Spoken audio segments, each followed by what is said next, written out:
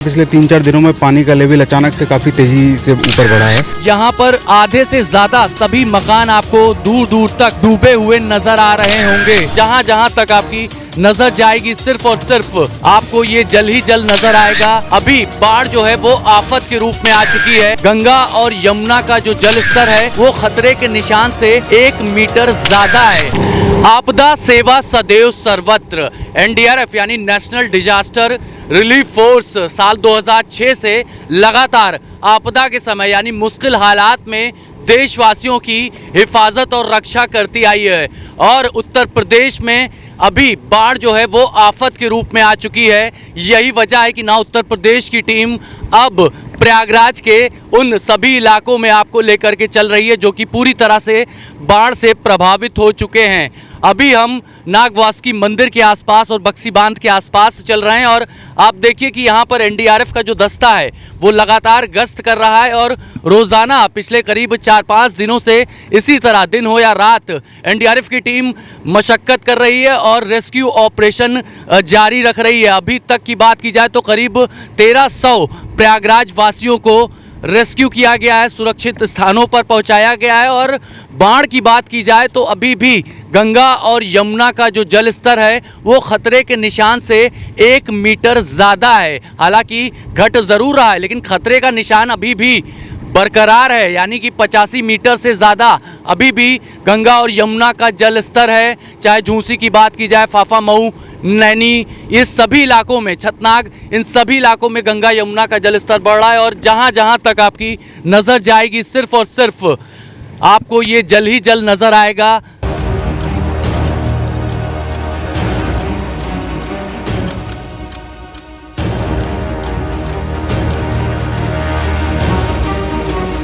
गंगा माँ का ये वही इलाका है जब महाकुंभ के दौरान यहाँ पर कैंप लगा करते थे। कई एकड़ में ये पूरा इलाका फैला हुआ है। और रिवर बेल्ट की बात की जाए तो करीब 14 किलोमीटर की ये रिवर बेल्ट है और गंगा यमुना सरस्वती माँ का यहाँ पर मिलन होता है। एनडीआरएफ की बात की जाए अगर तो अब तक एनडीआरएफ ने स्थापना से लेकर के अब तक करीब 1.5 लाख से ज़्यादा लोगों की जानें बचाई हैं और करीब 9 लाख लोगों को रेस्क्यू ऑपरेशन करके सुरक्षित स्थानों पर भी पहुंचाया है। आपको जापान की सुनामी याद होगी, नेपाल का भूकंप याद होगा, म्यांमार का हाल ही में आया भूकंप याद होगा। इन सभी जगहों पर सिर्फ और सिर्फ एनडीआरएफ पहुंची थी। यानी न सिर्फ देश की बात की जाए बल्कि अगर विदेश में भी कहीं भी आपदा आती है, बड़ी आपदा आती है, तो एनडीआरएफ का ही नाम सबसे पहले लिया जाता है। और अभी देखिए कि एनडीआरएफ उन सभी इलाकों में गश्त कर रही है, चाहे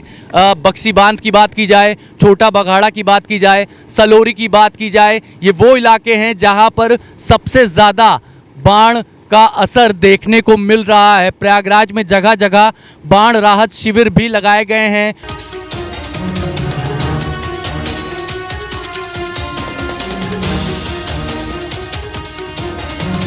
लोगों को खाना भी वितरण किया जा रहा है। हमने ये भी देखा कि उप मुख्यमंत्री केशव प्रसाद मौर्य भी यहाँ पर पहुँचे थे, बाढ़ राहत शिविर गए थे और एरियल व्यू भी लिया था प्रयागराज का कि कौन कौन से इलाके पूरी तरह से बाढ़ग्रस्त हो चुके हैं और चपेट में आ चुके हैं। इतना ही नहीं, कैबिनेट मंत्री नंद गोपाल गुप्ता नंदी भी यहाँ पर आए थे, बाढ़ राहत शिविर पे विजिट किए और उन सभी जगहों का दौरा किए जहाँ पर सबसे ज़्यादा बाढ़ग्रस्त इलाके हम कह सकते हैं।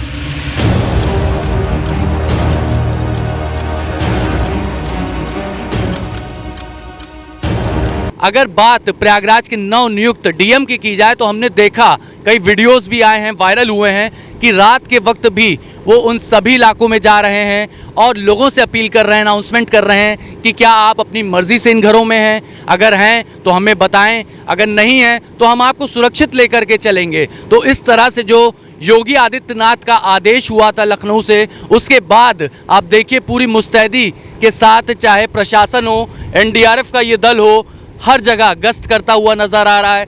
मुस्तैदी के साथ हर तरफ अपनी निगाह और नज़र मुस्तैद किया हुआ है। अब देखिए कि सामने की तरफ अगर हम बात करें तो यहाँ पर आधे से ज़्यादा सभी मकान आपको दूर दूर तक डूबे हुए नज़र आ रहे होंगे।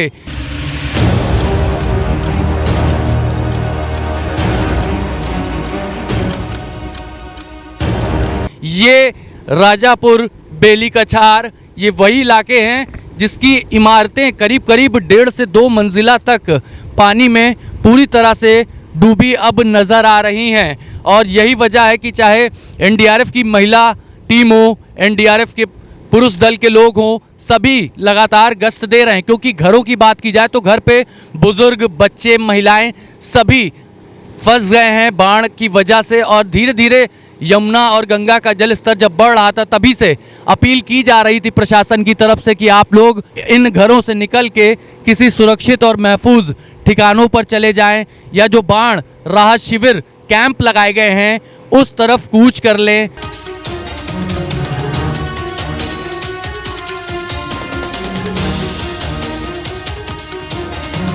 कुछ लोगों ने निर्देश और आदेश का पालन किया, हिदायत को माना, लेकिन कई ऐसे भी लोग थे जिनका ये कहना था कि आखिर हम अपना घर बार छोड़ करके जाएंगे कहाँ। हमारे साथ जानवर हैं, छोटे छोटे बच्चे हैं, इतना ही नहीं घर के सामान हैं। लोगों को ये भी डर है कि कहीं चोरी ना हो जाए।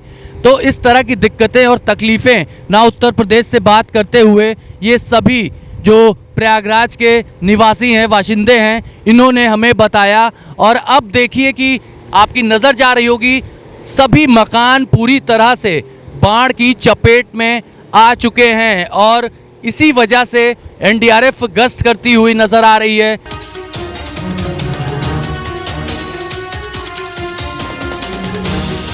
अनाउंसमेंट भी कर रही है कि अगर कोई भी दिक्कत हो, तकलीफ हो तो आप चलें हमारे साथ, हम आपको सुरक्षित स्थानों पर पहुंचा देंगे। और बात सिर्फ प्रयागराज की नहीं है, प्रयागराज के अलावा बनारस, बलिया, तमाम ऐसे ज़िले हैं जहां पर पूरी तरह से जो गंगा यमुना का जल स्तर है वो बढ़ गया है। चित्रकूट, जालौन, ये सब ऐसे ज़िले हैं जहां पर गंगा यमुना का जल स्तर बढ़ गया है। लोगों को अपने घरों से निकलने में दिक्कतों का सामना करना पड़ रहा है।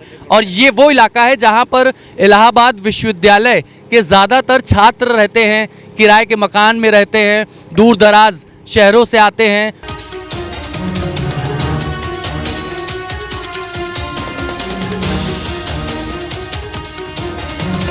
उत्तर प्रदेश के 14 जिलों में बाढ़ आफत की तरह आई है, लेकिन अगर कोई राहत का काम कर रहा है तो उसका नाम है NDRF, national disaster relief force. और हमारे साथ एनडीआरएफ के डीसी रवि सिंह सर हैं। सर ये बताइए कि पिछले 72 घंटों की बात की जाए तो गंगा और यमुना का पानी जो है अभी भी बात की जाए तो खतरे के निशान से ऊपर है, लेकिन प्रयागराज के किन किन इलाकों में आपकी टीमें अभी भी गश्त कर रही हैं और जो रेस्क्यू ऑपरेशन किया जा रहा है अभी किन किन इलाकों में किया जा रहा है? अभी प्रयागराज की जो 4 इलाके हैं, जो कि बेली गांव हो गया, राजापुर हो गया और छोटा बगाड़ा, बगा बगाड़ा, यहाँ पे तो पानी का लेवल काफ़ी ऊपर आ गया था। तो पिछले 3-4 दिन में करीब हमने 1200 से ज़्यादा लोगों को रेस्क्यू किया है। और अभी तो करंट ट्रेंड ये है कि डिक्रीज़ हो रहा है पानी। तो अभी कभी रेस्क्यू के लिए अगर फ़ोन आता है तो हमारी टीमें निकल के उनको रेस्क्यू करती हैं। बिल्कुल, योगी आदित्यनाथ ने भी टीम 11 का गठन किया है। पानी का लेवल ज़रूर घट रहा है, लेकिन अभी भी खतरे के निशान से ऊपर बह रही है गंगा और यमुना। तो किस तरह की चुनौतियाँ आई हैं लोगों के पास जब आप लोग जा रहे थे? तो कैसे मकान हैं, सकरी गलियां भी हमने देखी। जी बिल्कुल, जैसे कि आपको पता है कि पिछले 3-4 दिनों में पानी का लेवल अचानक से काफ़ी तेज़ी से ऊपर बढ़ा है। तो बहुत सारे जो हाउसेस हैं वो इफेक्ट हुए थे इससे। तो अचानक से बहुत एक साथ बहुत जगह जगह से कॉल आया था हमारे पास। तो हमने वही रेस्पॉन्स करने में कि थोड़ा सा ये है कि गलियाँ आप जैसे बता रहे हैं कि काफ़ी पतली रहती हैं, तो वहाँ पर बोट को ले जाना भी एक चैलेंज रहता है। तो ये सारे चैलेंजेस थे। और लोगों को मान लीजिए कोई 2nd फ्लोर पे या 3rd फ्लोर पे वहाँ से उतारना, तो ये जो चीज़ें थी, ये चैलेंज थी थोड़ी सी हमारे लिए। हम ये भी देख रहे हैं कि जिलाधिकारी मनीष कुमार वर्मा भी एनडीआरएफ की टीम के साथ दिन हो या रात डटे हुए नजर आए हैं। लेकिन जब महिलाएं रहती हैं तो आपके साथ भी हम देख रहे हैं कि महिला की बटालियन है और वही उनको रेस्क्यू करती हैं। जी बिल्कुल, महिलाएं हमारी जैसे हर टीम में हमारी महिलाएं हैं। तो अगर रेस्क्यू के दौरान महिलाओं की रेस्क्यू या इवैक्यूएशन की जरूरत पड़ती है तो हमारी महिला रेस्क्यू हमारे साथ रहती हैं, जो उनका रेस्क्यू करती हैं। छोटे बच्चे और बुजुर्ग को रेस्क्यू करने में किस तरह की चुनौती आई और क्या वो अपनी मर्जी से जो आना चाह रहे थे उन्हीं को आप लोगों ने रेस्क्यू किया, या आप लोगों को लगा कि खतरा ज़्यादा है, आप लोगों को चलना चाहिए? देखिए, जहाँ से हमारे पास कॉल आया था कि हमको रेस्क्यू की ज़रूरत है, तो हमने उन सभी लोगों को रेस्क्यू किया है। और जहाँ तक बच्चों की बातें हैं, तो हाँ, बच्चों की कंडीशन में थोड़ा सा चैलेंज रहता है कि बच्चे छोटे छोटे भी रहते हैं, और तो उनको रेस्क्यू करना, क्योंकि हर चीज़ थोड़ा सा ध्यान रखना पड़ता है उनकी सेफ्टी का।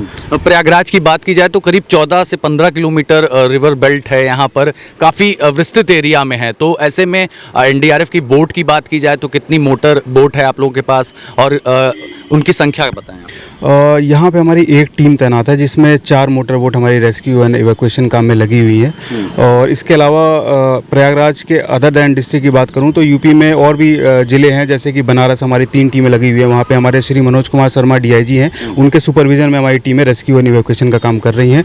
इसी प्रकार बलिया में भी हमारी एक टीम रेस्क्यू में लगी हुई है। और इसके अलावा गोरखपुर, लखनऊ, बहराइच और लखीमपुर खीरी में भी हमारी एक टीमें हैं। क्या लगता है, अभी तो आप लोग पिछले 72-96 घंटों से लगे हुए हैं, आने वाले टाइम में क्या लग रहा है, अभी कितने दिन आप लोगों की यहाँ पर तैनाती रह सकती है और आप लोग लगातार राहत का काम करते हैं? देखिए, जब तक मानसून है और जब तक नहीं जाता है, मानसून ख़त्म नहीं होता है, तब तक हमारी टीम यहीं रहेगी। और इवन मानसून से पहले ही हमारी प्रिपोजिशन यहाँ पे हमारी टीम एक आ गई थी, जो कि 3 जून को ही यहाँ पे प्रिपोजिशन हो गई थी। और जब तक फर्दर मेरे ख्याल से सितंबर लास्ट से अक्टूबर फर्स्ट वीक तक शायद हमारी टीम यहाँ रहेगी, जब तक मानसून नहीं जाता।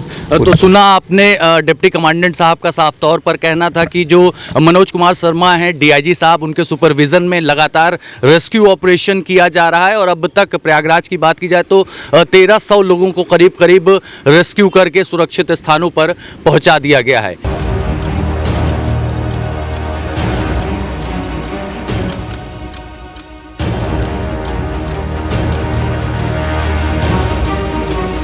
अब देखिए, ये वो रिहायशी इलाके हैं जहां पर एनडीआरएफ की टीम पहुंच चुकी है, और यहाँ पर जो लोग नज़र आ रहे हैं उनसे भी कम्युनिकेशन करने की कोशिश कर रही है। देखिए, पूरी तरह से जो गलियाँ आपको नज़र आ रही हैं, जो सड़कें नज़र आ रही हैं, वो पूरी तरह से जलमग्न हैं। गंगा और यमुना का जलस्तर में इजाफा हो रहा है, और ये मकान, इन गलियों, इन रास्तों से आम लोग गुजरते थे, यहाँ पर चहलकदमी करते थे, बच्चे खेला करते थे। लेकिन अब देखिए, सब अपने छतों पर रुके हुए हैं। फर्स्ट फ्लोर या दूसरे फ्लोर पर ही आपको नज़र आ रहे होंगे ये छोटा बगाड़ा, राजापुर बेली और बक्सी बांध के आसपास की जगह है। और यहाँ पर देखिए कि सभी जो भी आपको मकान दिख रहे हैं, सब पूरी तरह से जलमग्न हैं। ये देखिए, ये फर्स्ट फ्लोर पूरी तरह से डूबा है, ये दूसरा फ्लोर आपको नज़र आ रहा होगा। अब आगे की तरफ अगर तस्वीरें देखें तो और भी विहंगम और भयावह हम कह सकते हैं। और ऐसी ही स्थितियों में एनडीआरएफ दूत बनकर के सामने आता है। आपदा और मुश्किल घड़ियों में एनडीआरएफ ही देशवासियों की रक्षा, हिफाजत और सुरक्षा करने के लिए पहुंचता है। ये देखिए, ये जो मकान हैं, क्या वो रिवर बेल्ट में बनाए गए हैं? आखिर क्यों नहीं इन मकानों को बनाने से पहले प्रशासन ने सुध ली? क्योंकि ये यमुना और गंगा का पानी तो सदियों से इन्हीं रास्तों से गुजरता था, और पहले भी 1978 में बाढ़ आ चुकी है भयावह, 2003 में भयानक बाढ़ आई थी, 2013 में आई थी, और अब ये जो दृश्य है वो नज़र आ रहा है साल 2025 में। और इसी साल महाकुंभ का भी आयोजन हुआ था। इन रास्तों से करोड़ों की संख्या में लोग जाते आते थे।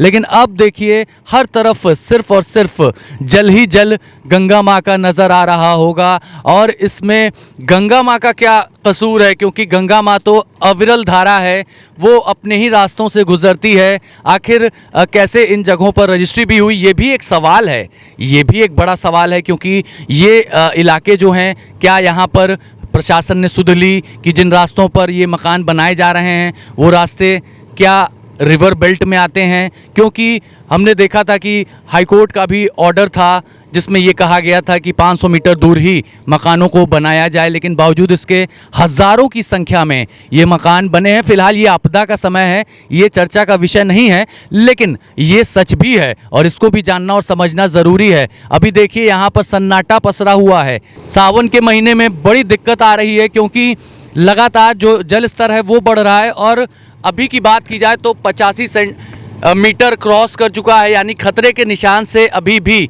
जो गंगा और यमुना का जल स्तर है वो भी बढ़ा हुआ है। लेकिन ना उत्तर प्रदेश आपको इसीलिए ऐसी तस्वीरें दिखाया कि आप देखिए और समझिए कि कैसे एनडीआरएफ पूरी तरह से मुस्तैदी के साथ एक एक घर पर जा कर के लोगों से बातचीत करके उन्हें रेस्क्यू कर रही है। और अभी तक करीब 1300 लोगों को रेस्क्यू किया गया है एनडीआरएफ की तरफ से। वीडियो जर्नलिस्ट विक्रम के साथ अभिषेक पांडे, ना उत्तर प्रदेश।